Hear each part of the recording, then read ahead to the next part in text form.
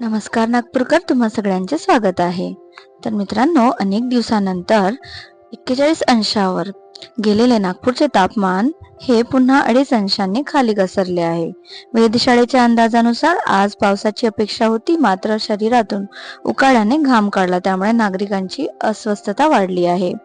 तर मित्रांनो, विदर्भाच्या सीमेवर वेगाने धडकलेला मान्सून 10 दिवसांपासून त्याच ठिकाणी खोळंबलेला आहे. त्यामुळे विदर्भात पोहोचल्याची घोषणा होऊनही लोक मात्र पावसापासून वंचित आहेत. यापुढे पुढचा आठवडाभर तरी तो सक्रिय होण्याच्या स्थितीत नाही.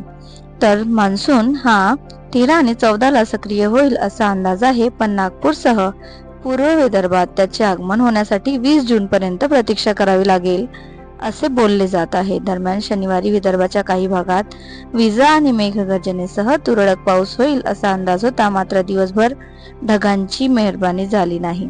नागपुरात सकाळपासून ढगाळ वातावरण तयार झाले होते, मात्र त्यातून थेंबही बरसला नाही आणि ढगांमुळे तापमान घटले, पण त्याचा लाभ झाला नाही. उलट नागपूरकरांना प्रचंड उकाड्याचा सामना करावा लागला. दिवसभर अंगातून घामाच्या धारा वाहत होत्या आणि हवामान विभागाच्या अंदाजानुसार पुढचे काही दिवस तापमानात चढउतार कायम राहणार आहे.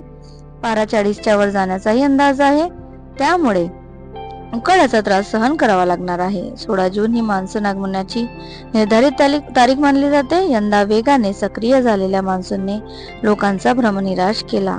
आगमनाच्या घोषणेनंतर त्याची चाल मंदावली आणि नागपूरकरांची पावसाची प्रतीक्षा 20 जूनच्याही पुढे जाण्याची शक्यता आहे.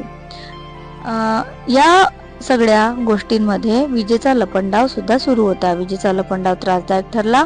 दक्षिण नागपूरच्या अनेक भागात 2-3 दिवसांपासून दुपारच्या वेळी विद्युत पुरवठा खंडित होण्याच्या घटना वाढल्या आहेत. उकाड्याचा त्रास होताना वीज बंद पडल्याने त्रासात आणखी भर पडत आहे. विशेषतः लहान मुलांची चिडचिड वाढत आहे आणि त्यासोबतच मोठ्यांना सुद्धा ते असह्य होत आहे. तर मित्रांनो, व्हिडिओ आवडल्यास कृपया माझ्या चॅनलला सबस्क्राईब